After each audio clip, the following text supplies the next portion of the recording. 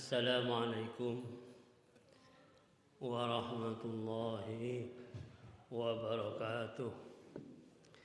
Al-Fatiha bil qabul la hadratin Nabi Rasul Muhammadin sallallahu alaihi wasallam. Al-Fatiha. A'udzu billahi minasy syaithanir rajim. Bismillahirrahmanirrahim.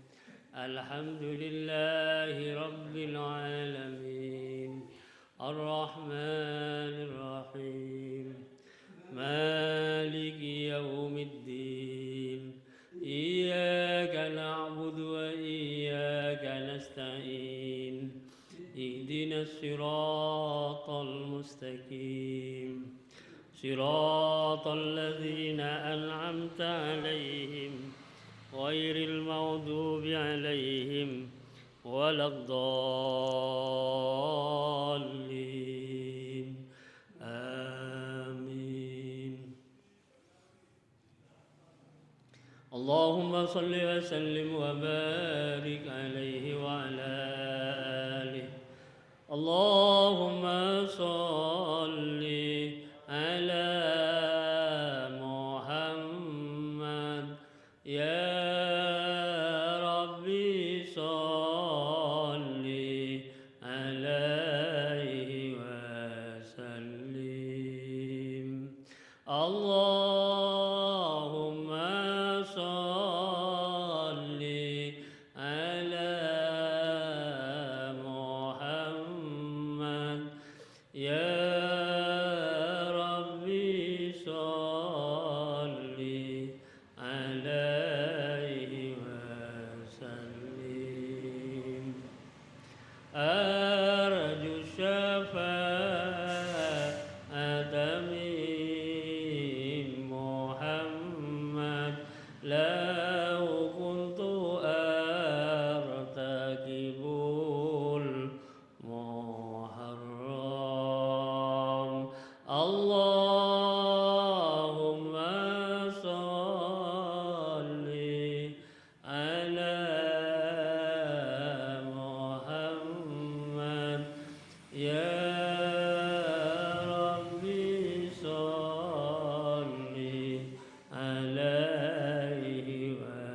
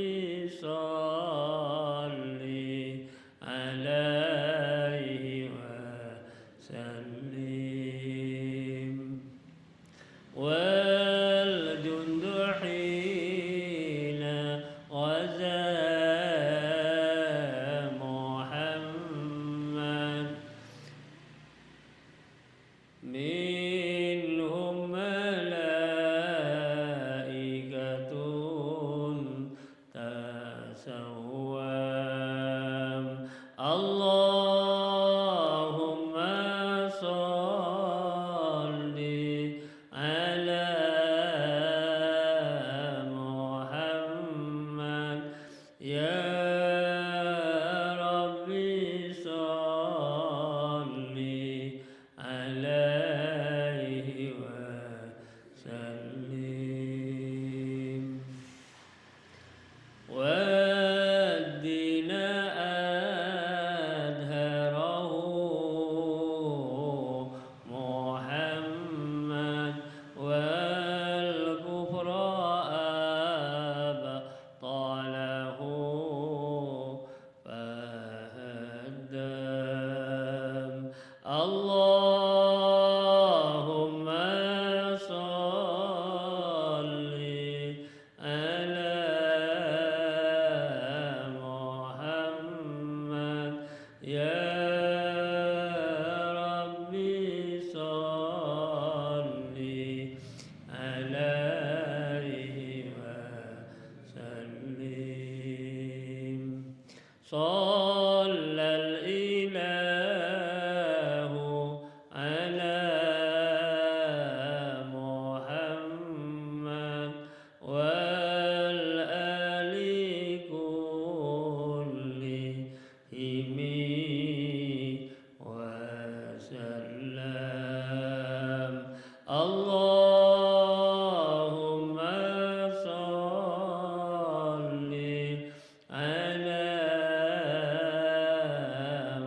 محمد يا ربي صل عليه وسلم وصلى الله على محمد وعلى صحبه وسلم اللهم صل على محمد يا ربي صل عليه وسلم اللهم صل وسلم وبارك عليه وعلى آله الجنة ونعيمها سعد لمن يصلي ويسلم ويبارك عليه وعلى آله أكثر اللهم قبره الكريم بعرف شديد من صلاة وتسليم اللهم صل وسلم وبارك عليه وعلى آله. Mudah-mudahan dengan pembacaan sholawat Nabi, bapak-bapak, ibu-ibu kita semua nanti mendapatkan syafaat dari Rasulullah Sallallahu Alaihi Wasallam, dan mudah-mudahan kita semua besok di hadapan Allah bisa berkumpul bersama Nabi Muhammad dan para nabi yang lain, para siddiqin, para syuhada, para sholihin, para ulama. Akhirnya kita semua oleh Allah dimasukkan bersama beliau ke dalam surga Allah yang penuh dengan nikmat. Amin, amin, Allahumma amin. Bapak-bapak, ibu-ibu, hadirin hadirat yang saya muliakan, alhamdulillah dengan rahmat Allah dan juga hidayah dari Allah, kita pada malam ini bisa hadir di negara hidayah kauman dalam keadaan sehat walafiat, dan kita ringan di dalam melangkahkan kaki kita dari rumah kita masing-masing ke tempat ini untuk mengikuti pengajian dan kajian rutin pengajian di Langgar Hidayah Kauman setiap Jumat malam Sabtu dalam keadaan sehat walafiat. Mudah-mudahan kita senantiasa mendapatkan tambahan ilmu yang bermanfaat yang dapat kita amalkan di dunia ini dan nanti hasilnya kita terima di sisi Allah Subhanahu wa taala, pahala yang sangat besar bagi hamba Allah yang senantiasa menjadi hamba yang mentaati aturan Allah Subhanahu wa taala sekaligus meninggalkan larangannya. Ini ilmunya yang Allah tetapkan kepada kita amalkan, bermanfaat namanya, bahkan diharapkan bukan hanya manfaat untuk diri kita masing-masing, tetapi ilmu itu bisa kita tularkan kepada saudara kita yang lain, handai tolan, kenalan dan jamaah, sehingga menyebar ilmunya Allah Subhanahu wa taala di hati-hati hamba Allah umat Muhammad sallallahu alaihi wasallam. Amin Allahumma amin.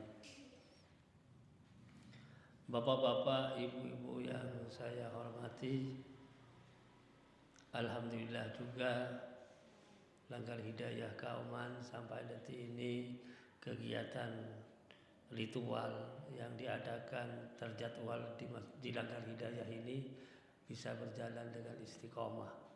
Bukan hanya pengajian rutin tapi kegiatan yang lain berjalan dengan istiqomah. Mudah-mudahan Langgar Hidayah ini tambah makmur, tambah semarak dalam rangka menjunjung tinggi syiar agama. Amin Allahumma amin.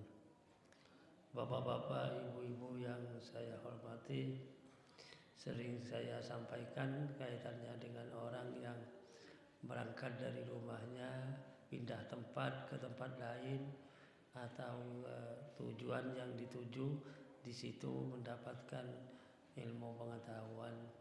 Itu bisa hal yang seperti itu memudahkan kita untuk masuk dalam surganya Allah Subhanahu wa taala. Man salaka tariqan yaltamisu fihi ilman sahhalallahu lahu tariqan ilal jannah. Atau kama qala Rasulullah sallallahu alaihi wasallam. Bapak-bapak, ibu-ibu yang saya hormati, malam ini saya akan menguraikan tentang kadar keyakinan iman kita kepada Allah Subhanahu wa taala.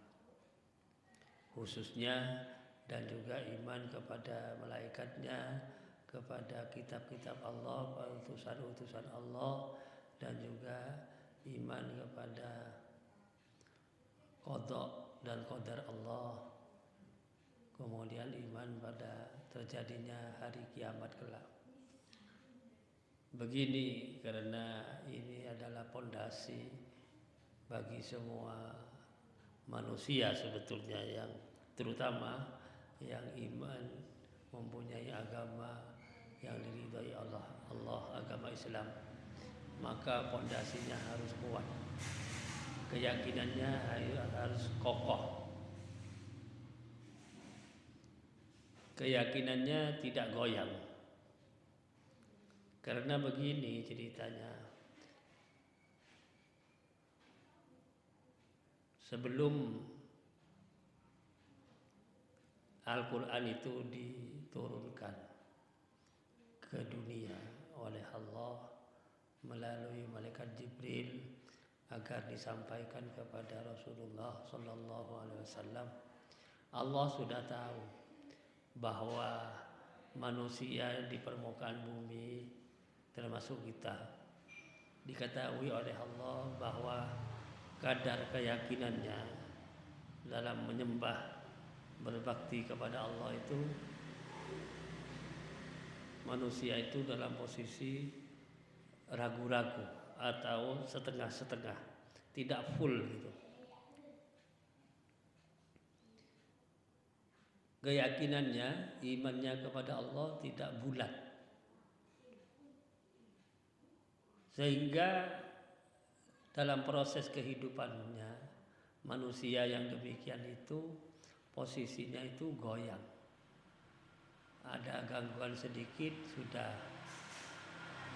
mingkok, tidak lurus menuju kepada Allah karena keyakinannya itu setengah-setengah. Perlu saya sampaikan, uraian yang saya sampaikan ini adalah firman Allah. Allah mengatakan dalam Al-Quran surah Al-Hajj, nanti cari nomornya ya. A'udzu billahi minasyaitonir rajim. Wa minan nasi may ya'budullaha ala harfin. Fa in asabahu khairun itma'anna bih. Wa in asabathu fitnatun inqalaba ala wajhi. Khasirat dunya wal akhirah. Dzalika huwal husranul mubin. Arti bebasnya itu terjemahan bebasnya maksud saya. Wa minan nasi, dan sebagian dari manusia, mungkin termasuk kita sendiri. Man itu orang, kata Allah. Ya'budullah, menyembah dia kepada Allah ala harfin, atas keraguan. Menyembah tetapi tidak bulat gitu. Faktornya imannya tidak bulat juga, tidak kokoh. Keyakinannya kepada Allah terutama tidak kuat gitu. Wa minan nasi may ya'budullaha ala harfin, dan sebagian dari manusia orang yang menyembah kepada Allah atas keraguan, setengah-setengah itu. Apa iya ya, dan seterusnya. Walhasil tidak punya kemantapan di dalam melaksanakan ibadah kepada Allah. Orang yang seperti itu, kata Allah, fa in asabahu khairun itma'anna bih. Kalau dia kena sesuatu yang menyenangkan, kebaikan, mendapatkan kelonggaran dirinya, sehat, uang ada, rezekinya lancar misalnya, keluarga tenang semua, bahagia semua, fa in asabathu khairun itma'anna bih, dia tentram, bahagia, sejahtera. Karena dia posisinya tidak teruji, atau dengan kata lain tidak diuji dengan cobaan dari Allah. Pokoknya hidupnya itu mulus gitu ya. Fa in asabahu khairun itma'anna bih, tenang dia, bahagia. Sebaliknya, wa in asabathu fitnatun inqalaba ala wajhi. Tetapi begitu oleh Allah diberi ujian, badannya mungkin sakit-sakitan, cari uang sulit, keluarga berantakan dan seterusnya, langsung dia membelakangi Allah. Wa in asabathu fitnatun inqalaba ala wajhi. Berbalik dia, yang biasanya rajin ke masjid, berjamaah, ke musholla, rajin ngaji, rajin silaturahmi juga biasa, sregep. Begitu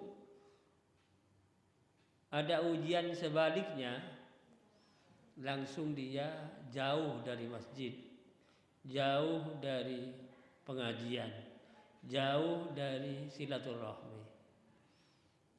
Inqalaba ala wajhi. Khasirat dunya wal akhirah, kata Allah. Dia rugi dunia akhirat. Dzalika huwal husranul mubin. Itulah dia mendapatkan kerugian yang nyata, jelas. Karena dia diuji dirayu dengan rayuan yang sifatnya duniawi, syahwat belaka, langsung dia lepas keyakinannya, langsung dia jauh dari masjid, langsung dia jauh dari berjamaah, langsung dia jauh dari majelis taklim dan seterusnya. Walhasil tidak mampu dia menahan ujian yang dihadapi dalam hidupnya. Ini Al-Quran surah Al-Hajj, dicari nanti nomor 11 apa nomor berapa. Itu Allah menegaskan sebelum manusia lahir sudah Allah berfirman.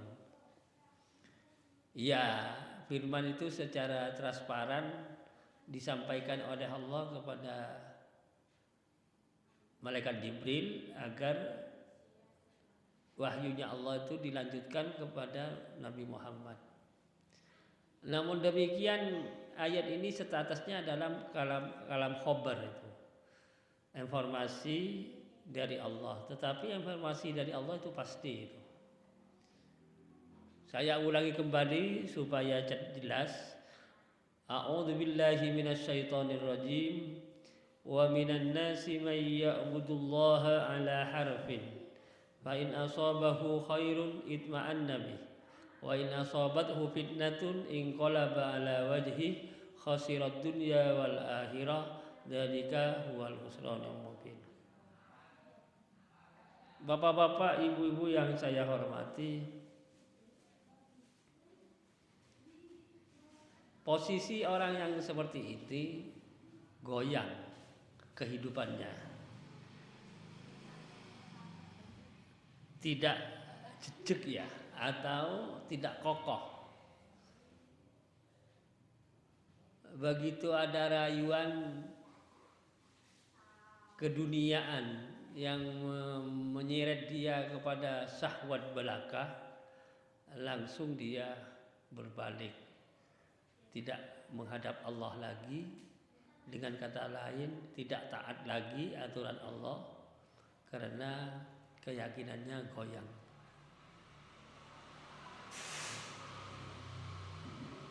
Oleh sebab itu, keyakinan harus diperkuat, dikokohkan dengan banyak berzikir itu kepada Allah, bertaubat dengan taubatan nasuha, banyak qiraatul Quran sambil memohon kepada Allah supaya keyakinan kita itu dikokohkan oleh Allah, dimantapkan, tidak goyang, karena sudah bulat keyakinannya bahwa semua yang menentukan itu adalah Allah, bukan yang lain. Dengan keyakinan yang sudah semileh begitu itu, walaupun ada gangguan seperti apa, tetap istiqomah. Kalau biasa pengajian ya pengajian, kan gitu kan. Kalau biasa berjamaah ya berjamaah. Kalau biasa menimba ilmu pengetahuan dari tetangga dengan silaturahmi ya tetap. Jadi tidak terpengaruh dengan hal-hal yang sifatnya duniawi. Kenapa demikian perlu diurai? Karena ayat ini informasi positif dari Allah supaya kita itu bisa mengukur diri dengan kehidupan yang sudah didasari dengan keyakinan yang kokoh. Kita itu bukan hanya diri kita sendiri, mungkin anak dan istri juga dipupuk keyakinannya supaya kokoh, supaya kuat. Di zaman seperti sekarang ini, kalau kita tidak ingat kepada Allah dengan keyakinan yang tulus, iman yang sudah kokoh, naudzubillah min dzalik, di zaman akhir seperti sekarang bisa berbalik arah 180 derajat. Seharusnya tekun melaksanakan ibadah kepada Allah khususnya, tetapi karena keyakinannya goyang, tidak kokoh, itu aras-arasannya lebih menonjol. Bapak-bapak, ibu-ibu yang berbahagia, memang setelah ditelusuri, orang yang keyakinannya tidak kuat itu, pertama itu tergiur dengan kemewahan dunia, pertama itu. Dan di samping itu juga kepada apa bahasa yang lebih umum itu posisi jabatan, itu posisi jabatan, atau orang bilang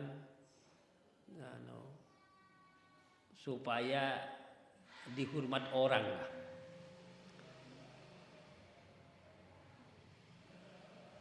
Soalnya kalau dalam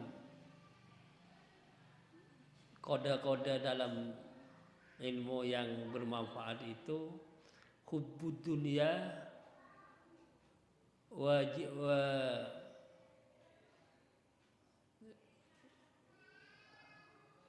cinta dunia dan juga posisi jabatan, waljah bahasa Arabnya, hubbud dunya wa hubbul jah, cinta harta dan cinta ke posisi jabatan. Jabatan di hadapan orang maksudnya, bukan kemuliaan di hadapan Allah, biar dianggap orang hebat dan seterusnya.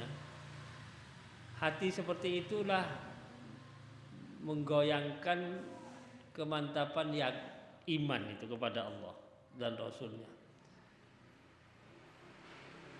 Makanya harus tahu rahasianya supaya kita itu tidak tergeliur dengan kemewahan dunia yang kita hadapi sekarang.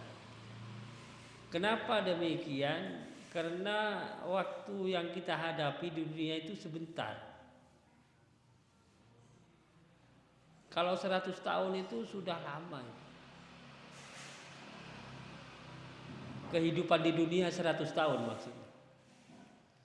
Mengambil kemewahan dunia selama 100 tahun sudah lama. Padahal kalau diukur dengan kehidupan akhirat, tidak ada artinya. Kalau di akhirat itu kan tidak ada batas waktunya. Kalau bejo masuk surga, ia senang terus selama-lama. Naudzubillah kalau di akhirat itu menghadapi siksaan Allah, neraka, iya selama-lamanya juga. Makanya kita harus tahu tentang dunia itu. Paling tidak itu mengikuti nadhaman yang ada dalam nadhaman Ibnu Ruslan. Sana dikatakan hiyad dunya aqallu minal qalili wa ashikuha adallu minad dalili wa umrina isun fi kulli yawmin wa dhambi zaidun kaifa timalu.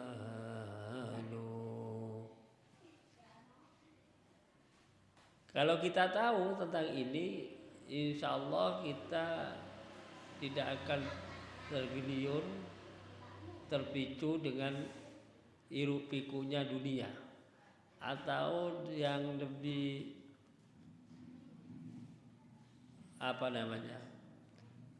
spektakuler, lebih mengejutkan karena kemewahan dunia meninggalkan akhirat namanya. Dikatakan dalam Nazaman tadi itu bahwa dunia itu adalah lebih sedikitnya barang yang sedikit, lebih kecilnya barang yang paling kecil itu. Dan siapa yang tergiur dengan dunia, sangat cinta kepada dunia, maka dia lebih hina daripada yang paling hina. Sedangkan umur kita itu setiap hari berkurang kan. Kalau angkanya tambah, tapi di balik itu umur kita itu berkurang. Andai kata 60 tahun, setiap hari dikelongi hari per hari.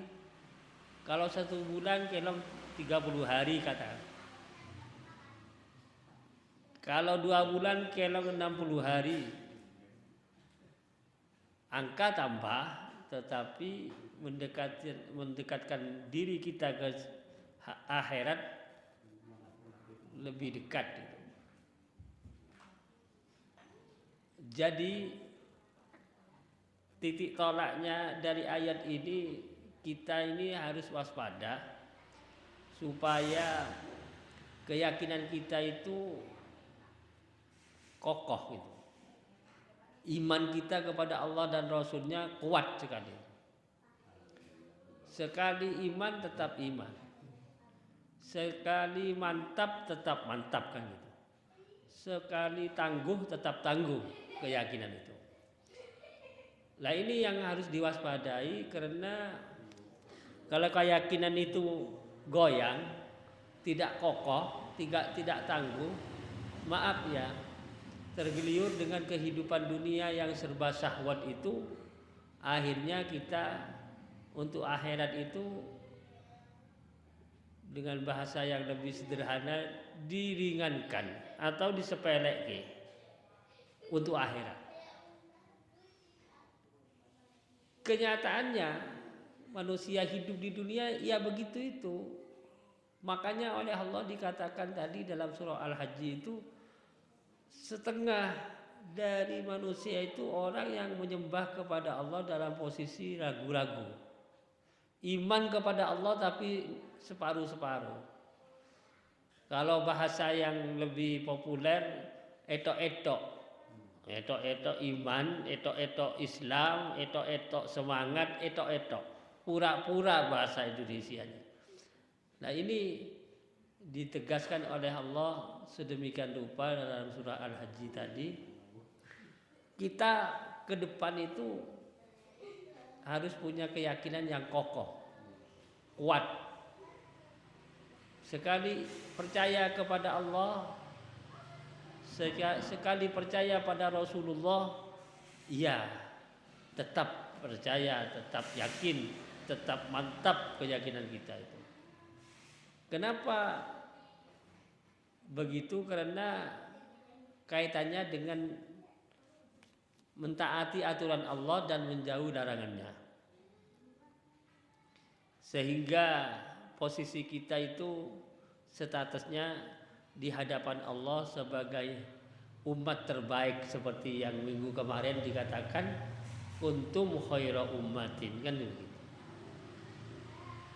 Perlu saya uraikan sedikit tentang orang yang hubbud dunya dan hubbul jah itu. Cinta posisi kedudukan atau jabatan kalau bahasa sekarang. Cinta dunia itu memang berkaitan itu.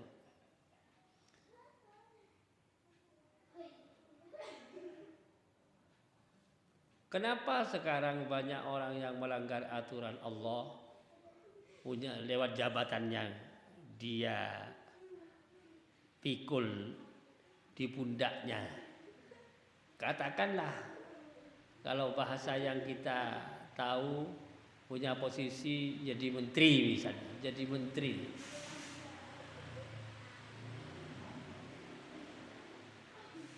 Dengan jabatan yang dipikul, dia tergeliur dengan harta benda, ya diakali. Anggaran-anggaran yang ada di dalam itu diakali oleh dia. Akhirnya kalau bahasa sekarang dikatakan apa namanya? Korupsi. Iya. Itu kalau bahasa agamanya kan syari gitu. Bahasa Jawanya maling. Bahasa Indonesianya pencuri kan gitu. Kebetulan dalam uraian agama tadi itu hubbud dunya wa hubbul jah. Dua hal ini bersarang di dadanya manusia yang kita saksikan dari luar. Tapi kalau keimanan kan tidak bisa dilihat, karena keimanan itu ada dalam dada kita masing-masing. Tapi dengan perilaku yang tampak itu ternyata orang itu lebih berat dirinya hidup itu dengan dunianya daripada akhiratnya. Di sini hikmah yang ada dalam pengajian itu supaya kita bisa merenung, mengikuti pengajian itu supaya kita paling tidak itu menyeimbangkan dunia dan akhirat itu. Diseimbangkan. Syukur lebih berat ke akhiratnya. Karena kalau lebih berat ke dunianya itu akhiratnya kalah, ya otomatis yang gampang itu karena sibuk dengan urusan dunia, sholatnya ditinggal gitu aja. Ya itu yang gampang. Tidak boleh itu. Sholat itu menjadi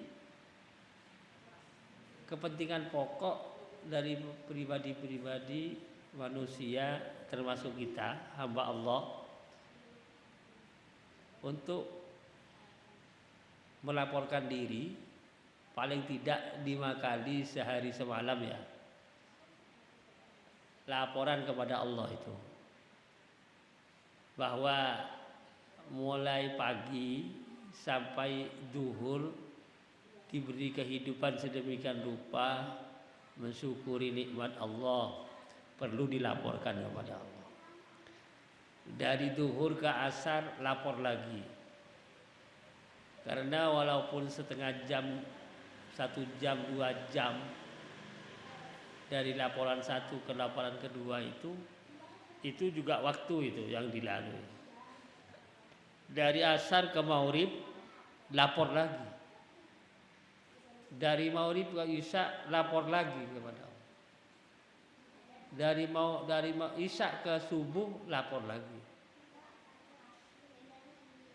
Kenapa harus begitu? Iya, supaya awake dhewe itu ada keseimbangan. Dunianya dan akhiratnya seimbang. Kalau tidak seimbang itu jomplang, itu bahaya itu. Misalnya cuman yang berat dunia tok, akhiratnya ditinggal, celaka. Kan gitu.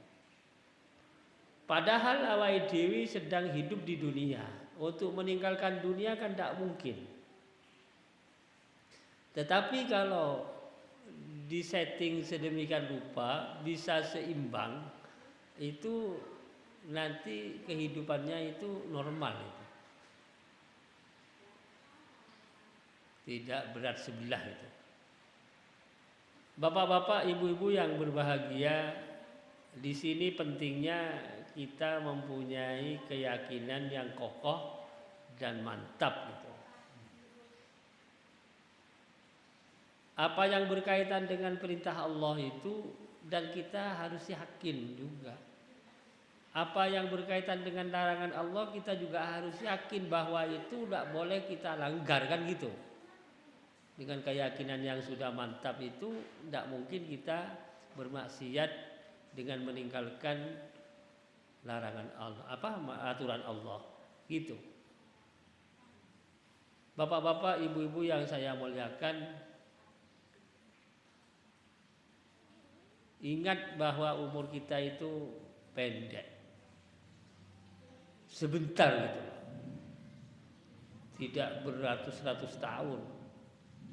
Sedangkan kehidupan besok di akhirat tanpa batas. Kalau sekarang awake dhewe mengejar kemewahan di umur yang sebentar, kemudian rugi dalam menghadapi umur yang panjang, kan kita dikatakan dalam Al-Quran itu tekor, kan gitu ya. Tekor itu dengan bahasa yang lebih sederhana rugi. Awake dhewe kudune menghadapi kehidupan itu bagaimana bisa beruntung dunia dan akhirat, kan gitu. Dunianya juga sukses, akhiratnya juga sukses. Karena kalau rugi, terutama rugi akhirat, dikatakan memang mau tidak mau, percaya tidak percaya dalam posisi rugi kan, kecuali orang yang iman pertama itu yang disebut, baru beramal soleh, kan gitu, baru berwasiat dengan kebenaran, menerima wasiat dengan kebenaran atau memberi wasiat dengan kebenaran. Baru yang terakhir menerima atau memberi dengan wasiat kesabaran. Tapi yang menjadi pokok adalah yang pertama, keimanan itu. Percaya atau tidak, mau atau tidak, tetap dalam posisi tekor atau rugi kalau tidak iman, kan gitu. Sudah diurai kemarin. Oleh sebab itu saya tekankan apa yang Allah firmankan tadi dalam surah Al-Hajj, bahwa Allah sendiri yang menegaskan sebagian manusia itu menyembah kepada Allah dalam posisi setengah-setengah, ragu-ragu.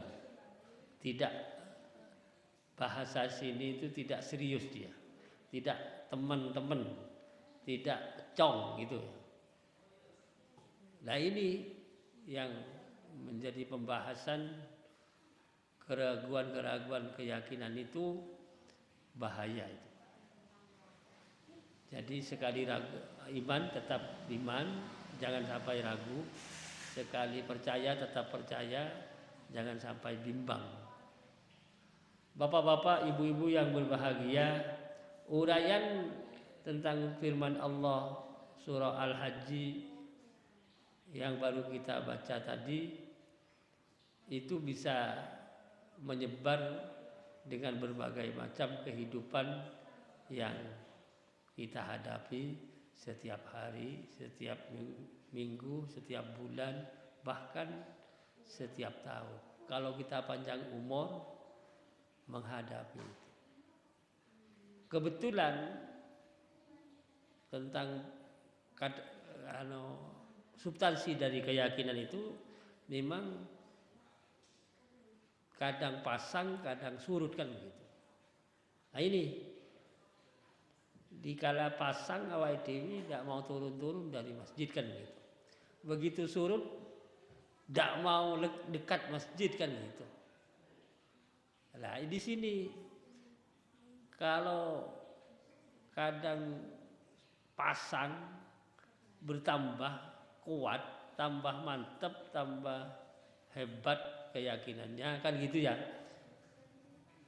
Tapi kita harus ingat dikala nanti surut, supaya bisa berantisipasi, awake dhewe antisipasi Ini caranya tidak lebih dan tidak lebih tidak kurang, kita harus banyak mengingat Allah. Berzikir kalau bahasa. Kenapa? Iya, karena berkaitan erat dengan gerakan hati itu. Mengingat Allah itu kan dikatakan dalam Al-Quran, summa talinu juluduhum wa qulubuhum ila dzikrillah. Kemudian empuk itu, luwes atau apa namanya? Talinu itu lemes ya. Empuk sekali. Kulit badannya orang yang ahli zikir kepada Allah dan juga hatinya. Summa talinu juluduhum wa qulubuhum ila dzikrillah. Ingin punya keyakinan yang mantap dan kuat, banyak zikir itu kepada Allah. Supaya hatinya tidak keras. Kalau hati keras itu untuk menerima hidayah dari Allah sulit itu. Hatinya tidak empuk gitu. Itu menerima petunjuk yang benar dari Allah itu sulit. Adanya cuma keras saja. Kalau keras itu atos bahasa Jawanya kan atos. Kayak besi atos itu. Ya tidak bisa kemasukan yang empuk-empuk seperti hanya hidayah dari Allah. Tidak akan masuk itu.